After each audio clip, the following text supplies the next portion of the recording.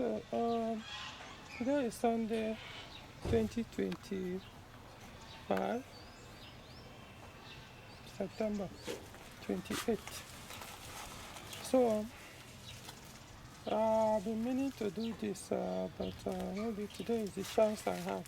So concerning the electric fan I mounted, I've been wanting to fuse the fan. Even though I fused the relay, I also needed to fuse the fan. The power positive supply to the fan, not the negative. So to do that, I needed a big Maxi fuse. So I had to order this from AliExpress. I couldn't get it here in Abuja. I also contacted my Lagos contact. So I had to now order it. So let me show you guys how it is. Okay. So you have the option to buy only the fuse. Is this lot? Let me see if I can see what they call it. It's written in Chinese, forgotten. I'm going to put a link where I ordered it so that the interested can place the same order. So this is it. You can see how big it is. So the fuse goes in here, and so that if there's any issue with the fan, maybe there's a sludge, instead of the fan to run and damage and cause fire in the engine bay, it will just cut the fuse and the fan stays off. Of course the car will overheat, but at least you will be able to now stop and figure out what the cause is. So I included the fuse, even though I have this fuse anyway. So I decided to include this one. Is 120A. I'm thinking, I can see it's written Maxi 32V fuse. I'm thinking I'll probably put 90, between 70 and 90 instead. Or I could still leave this one. The most important thing, if there's any issue, to cut. So, alright, so to do that, this is the one that I need to run the fuse on. This one, this is the negative. And put the less inside here. So probably I may have to mount it here.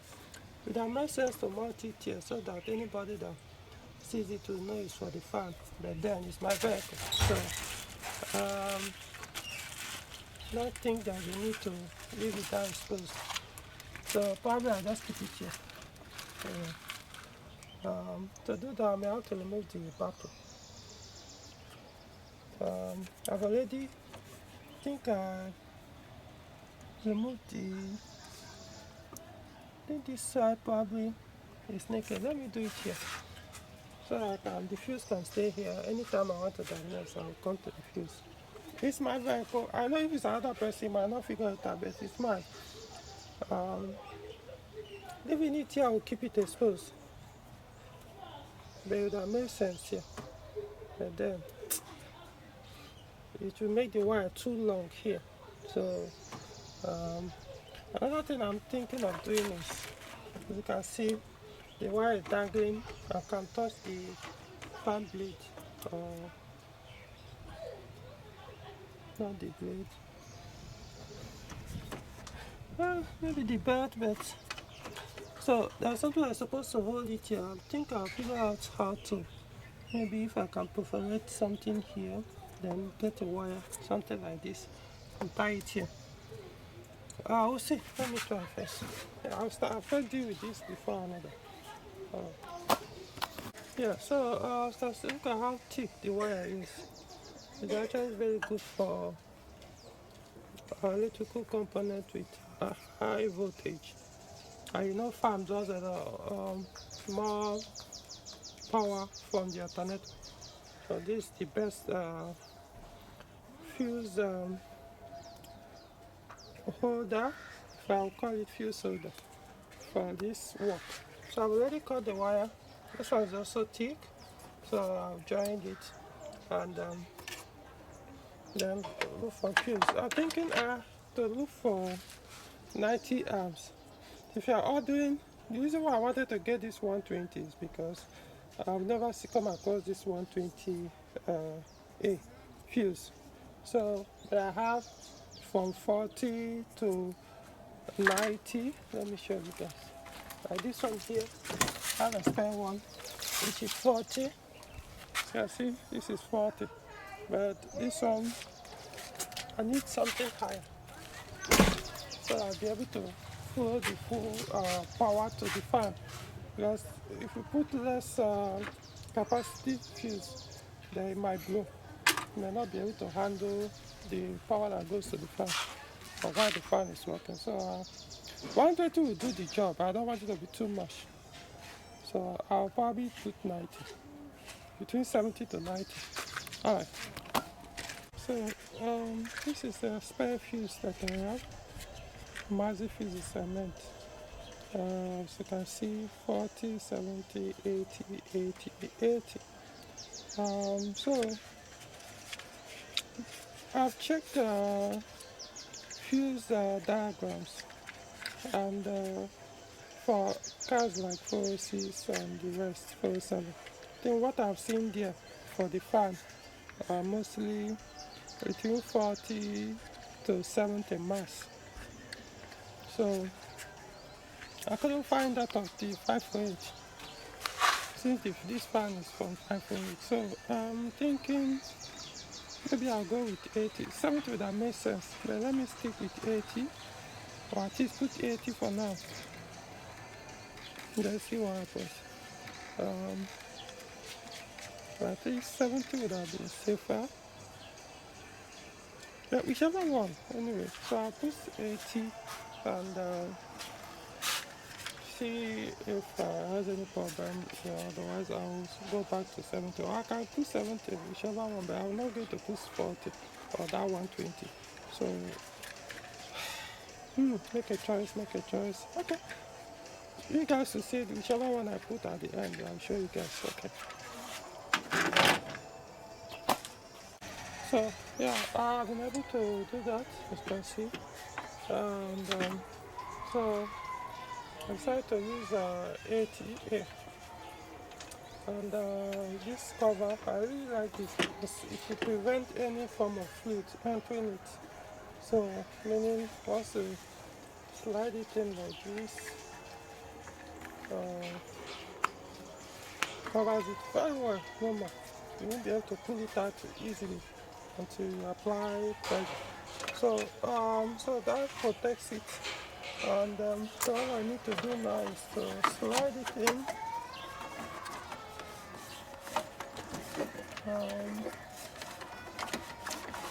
Yeah, I think it's safer here, or better.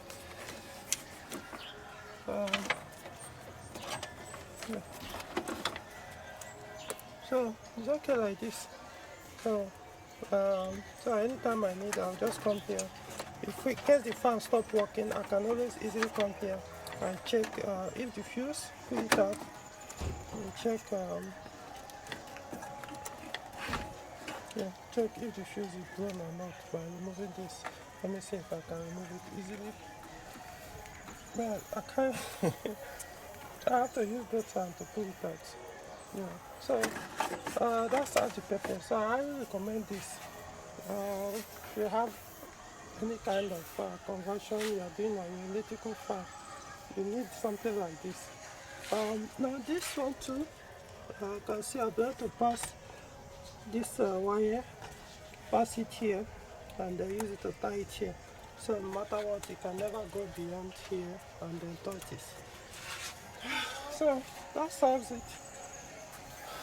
So because in the past I got new headlights for this car. I'm thinking whether it's time I mount them or still leave them. We'll see. If I have time, I'll do it. Alright.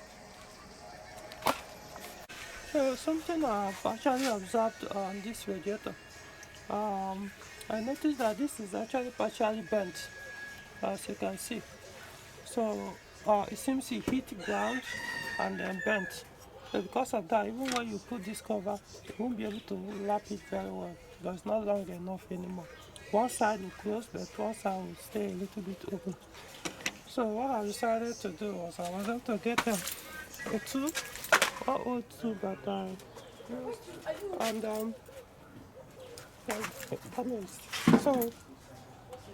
so I now made a round this thing, so you can see. So this one is to allow the steam to pass through, so I can see enter from here. So I had to open up the middle. So it's kind of like this, you know. So I made two. Maybe one would be enough, but I decided to put two. So what that means is can drop it like this, and second one. And if you look, you can see it still has the opening. It didn't block it for the heat to pass through. So, and can now cover it and stick to it. Okay. So, yeah. So, yeah, it didn't cover well. Right. Anyway, you get the point.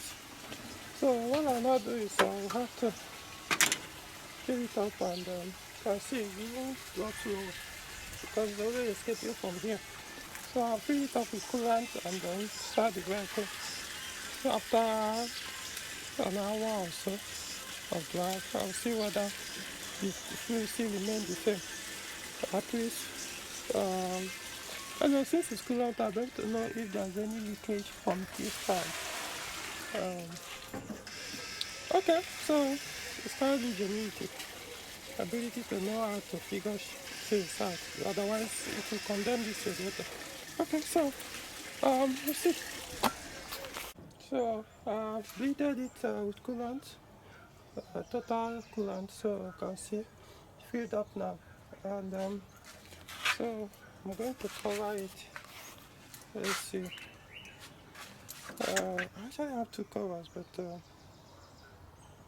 oh, forgot. No. Drop the first one. I mean, one has to be careful so it doesn't drop inside. But I don't think it would be very hard to actually drop in, you know, like that. So,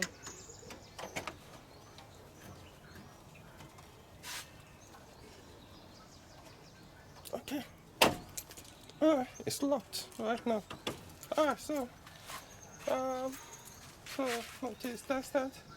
Of course, once I start the car and run it, it will take some hours before it will be cold enough for me to open it up to check if the level remains safe. So the car has never overheated anyway after I put this back, but you know, you can actually see this thing is bent. It hit and dropped inside. This is actually a new radiator. Maybe it happened while when the radiator was in transit. The upper part hit on the ground and it bent inside, so it now affected where the cover sits on. So hopefully it works. Let me see. By the way, always have a razor in your car, no matter what. Always have a razor. But keep it somewhere, the glove box, anywhere. It could be in a journey or somewhere, and there's an emergency and you need to cut something. At least you have something you can work with, even if it's not as strong as knife, but it can be a start. I might even start the paper. So have something. I was able to use it to cut the middle of the tube. So back to the ST. So I want to test to be sure the fuse works and powers the fan. So I have to start the car. I have not started it today at all. So start it, let it run until it warms up. I may take it for the drive, any which one I want. I just want the fan to come up to be sure. Yeah, working well. So let's see. Remember, for carburetor, you have to pump it 2 times. First time in the morning. Let's see. Let me. Look at it. let me show you guys. So pump it like this. Okay, so let's see. Right. You see? This one did this. This one failed me. I don't think I need to pump it anymore.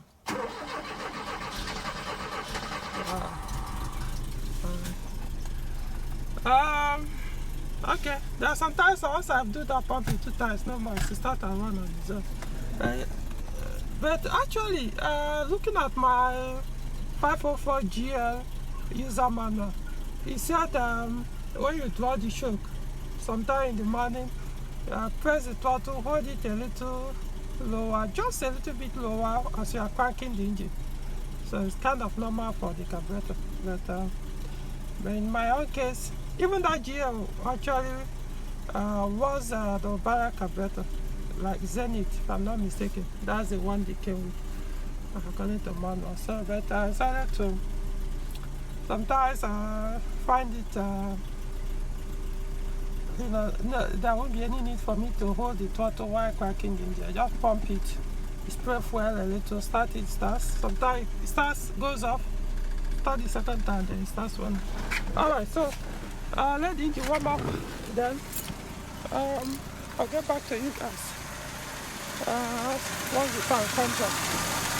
So I need to remove this water here, or coolant and all, so that to be sure if there's a leakage I'll see it.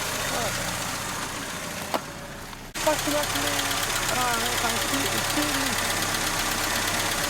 and water still comes up.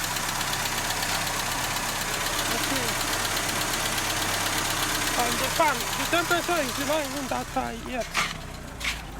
Okay, so the fan now works. The temperature, it comes up. Okay. So usually while you motion, it goes up.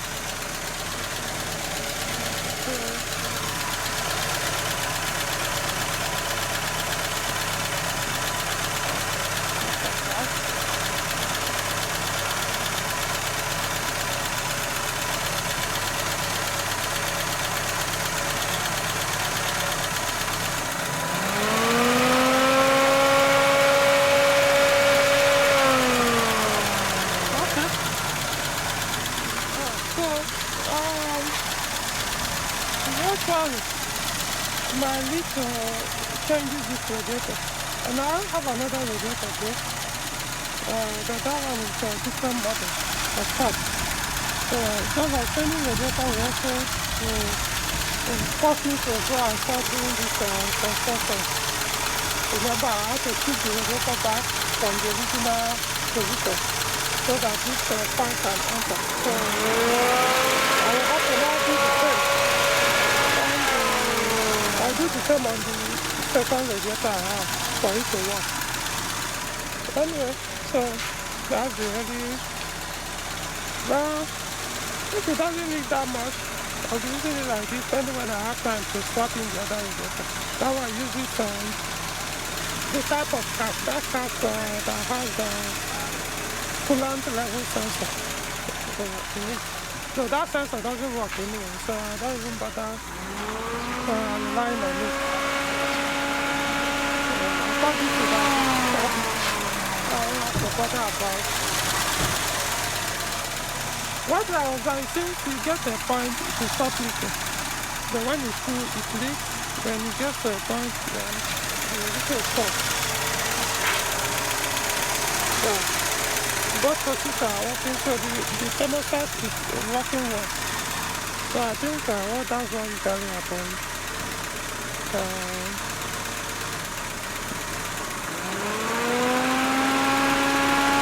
Like I know, usually I could drive this car for 5 days, 7 days, it will remain here. The coolant level will remain here, instead of here. It will stay here. So yeah, here. So it won't go below that. Anyway, so leave it as it is, depending when I swap in another radiator. I don't think there's any need for me to take the car for like that, since I confirmed the test. So, I think that's to the end of the video. So, I didn't have time to swap in the headlights. So I want to go and rest. So I've been out here this morning, which is Sunday. It's almost what's the time? It's 12 p.m. Almost 12:30 p.m.